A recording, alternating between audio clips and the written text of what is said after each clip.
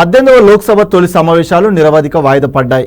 June 24న రాష్ట్రపతి ప్రసంగానికి ధన్యవాద తీర్మానంతో ప్రారంభమై జూలై 2న ప్రధాని మోడీ సమాధానంతో ముగిసింది.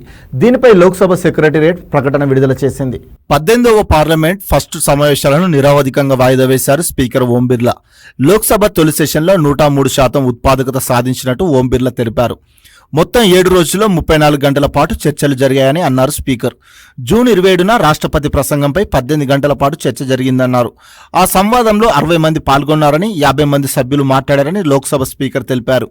కాగా షెడ్యూల్ ప్రకారం బుధవారం దాకా జరగాల్సి ఉంది. కానీ ఒక రోజు ముందే నిరవధిక వాయిదా వేశారు. తొలి 2 రోజుల్లో పార్లమెంటు ఉభయ సభలకు చెందిన 539 మంది సభ్యులు ప్రమాణం చేశారు. నీట్ పరీక్ష వ్యవహారంలో పార్లమెంట్ దద్దరిల్లిపోయింది. పేపర్ లీకులు, అగ్నిపథ్ పథకం, మణిపూర్ వంటి అంశాలతో ప్రతిపక్షాలు ఆందోళన చేపట్టాయి. బీజేపీ మైనారిటీల పట్ల హింస, ద్వేషపూరిత సందేశాలను వ్యాప్తి చేస్తున్నాయని ప్రతిపక్ష నేత రాహుల్ గాంధీ ఆరోపించారు. బీజేపీ నేతలు అసలు హిందువులు కాదంటూ వివాదాస్పద వ్యాఖ్యలు చేశారు.